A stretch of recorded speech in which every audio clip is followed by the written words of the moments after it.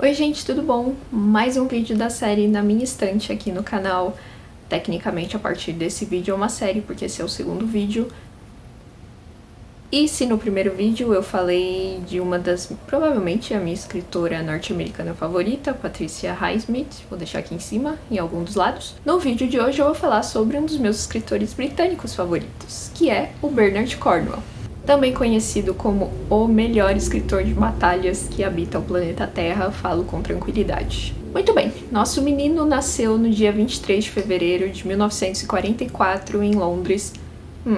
Quase foi do melhor signo do zodíaco, passou perto, Bernard. E ele é o que a gente chama, isso tá no site dele, tá? Eu peguei do site dele, de War Baby. Porque ele é filho de um piloto da Força Aérea Canadense e de uma auxiliar da Força Aérea Britânica. Então não sei grandes detalhes da história, né, da família, mas enfim, imagino que os pais dele tenham falecido na guerra e aí ele foi adotado por uma família de Essex.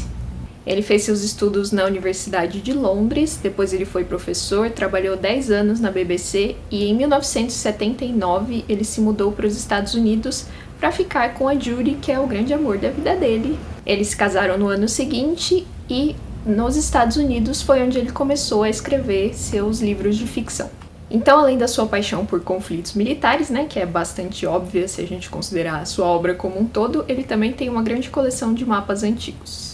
E vamos aos livros. Então, a primeira série de que eu vou falar é uma série da qual, na verdade, eu não tenho nenhum livro e eu nunca li, que é As Aventuras de Sharpe, em que nós acompanhamos Richard Sharpe, que é um soldado britânico lutando nas guerras napoleônicas. E o primeiro livro publicado, que também foi o primeiro livro, né, do autor, que foi publicado em 1981, foi A Águia de Sharpe. Então, inicialmente, a ideia do Bernard Cornwell era apenas escrever histórias, assim, sobre esse soldado, né? Mas como ele acabou transformando em uma série, é importante dizer que, cronologicamente, o primeiro livro publicado foi O Tigre de Sharpe, em 1997. A segunda série de que eu vou falar são As Crônicas de Starbuck, que começou a ser publicada em 1993 com Rebelde, que é o primeiro livro.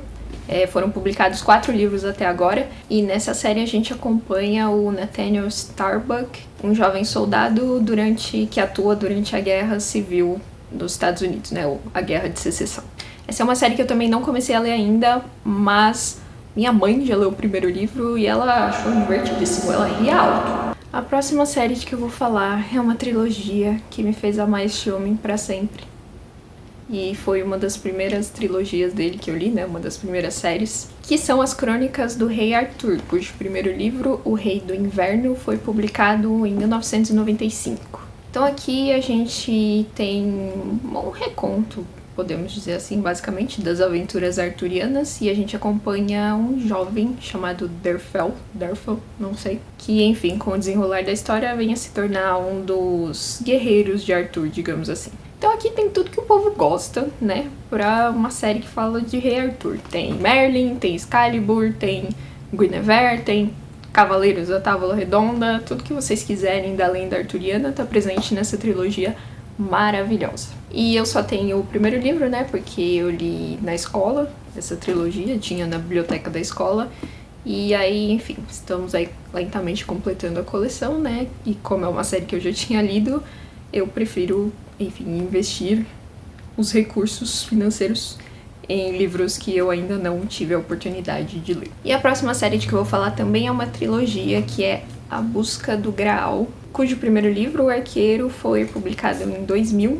E aqui o cenário, né, o pano de fundo da história é a Guerra dos 100 Anos, e nós acompanhamos o menino Thomas, um arqueiro, bem óbvio, enfim, que vai numa missão que tem uma coisa de meio mística, né, e tal, em busca de uma relíquia sagrada, né, como sugere o nome da trilogia, A Busca do Graal. E essa trilogia é complementada por este livro aqui, 1356, que é um retorno, digamos assim, né, a esses personagens, ao Thomas em particular, 10 anos depois do fim da trilogia da Busca do Graal. A próxima série de que eu vou falar é grande, literalmente, que são as Crônicas Saxônicas. Estamos atualmente no 12º livro, né, que foi publicado em 2019.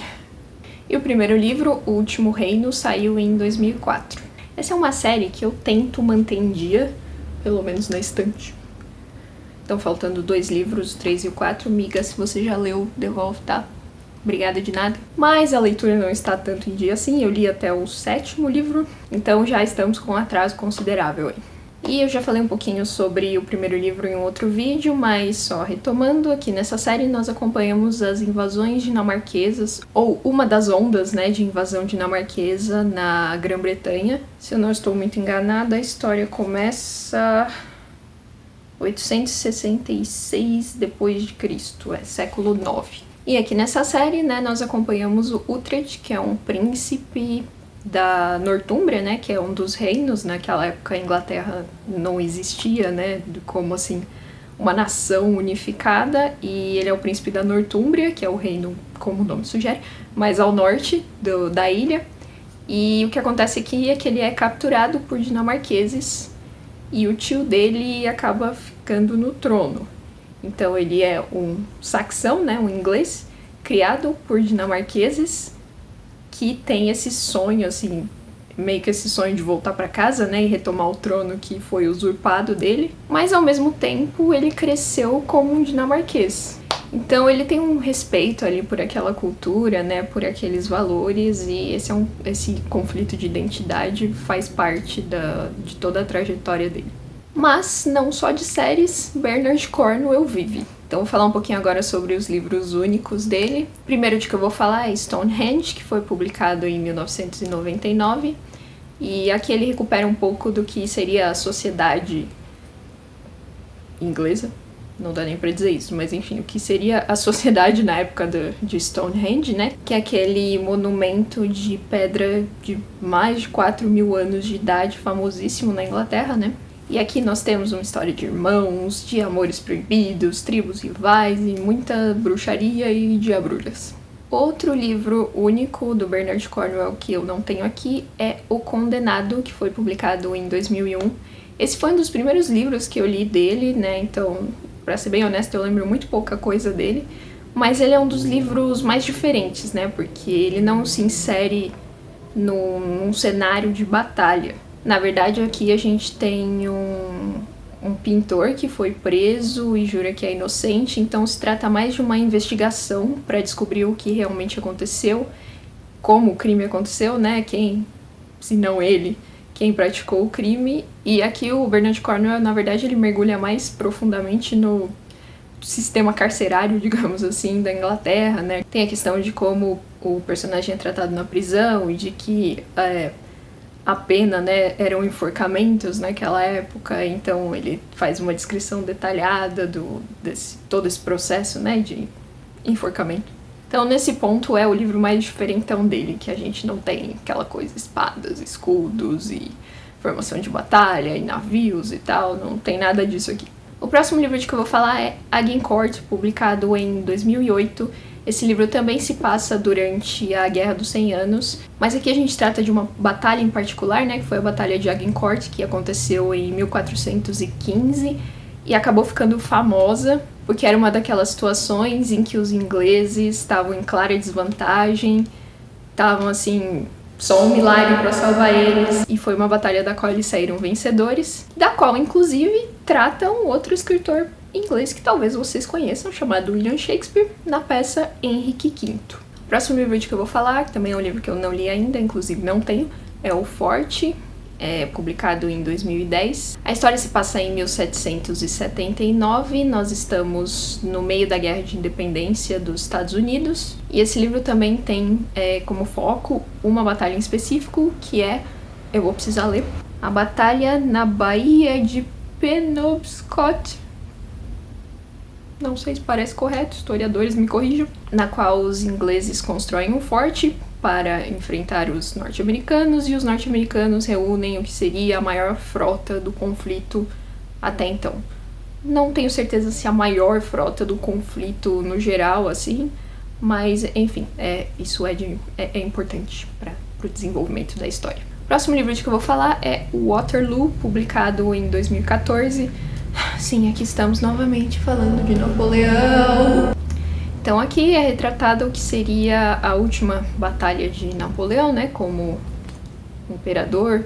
Depois que ele foi exilado, voltou seria exilado de novo, enfim. Derrota para os ingleses, foi exilado. Eu já falei disso em um dos meus vídeos da série que eu estou fazendo aqui no canal sobre o Conde de Monte Cristo. Em algum lugar vai estar aqui. Se vocês quiserem acompanhar, por favor, acompanhem. Eu estou adorando falar desse livro maravilhoso. E falamos bastante mesmo, de Napoleão naqueles vídeos. E o último livro de que eu vou falar aqui é Tolos Imortais. Esse é um livro bem recente, ele saiu em 2018. E o cenário aqui é a Londres elizabetana. E aqui nós temos uma rivalidade entre os irmãos Shakespeare. William, que todos nós conhecemos, e aqui surge um outro irmão Shakespeare, ele é ator, se eu não me engano.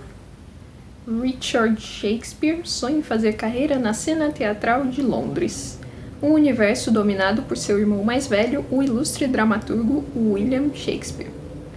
Enfim, sei que também tem uns crimes aí no meio, e aí o Richard, tadinho, é acusado, e enfim, é uma leitura que não fiz ainda, mas tem Shakespeare, me interessa. Então é isso, por hoje é só. Me contem nos comentários se vocês já leram Bernard Cornwell, se vocês querem ler algum desses livros que vocês quiserem, enfim. Ainda tô pensando em qual vai ser o próximo autor dessa série, ou a próxima autora. E vamos ler, porque o mundo lá fora não tá nada fácil. E se a literatura serve pra nos despertar, eu acredito que ela também deva servir como refúgio, principalmente nesses tempos difíceis em que vivemos. Então, eu espero que todo mundo fique bem, na medida do possível, e até a próxima. Tchau!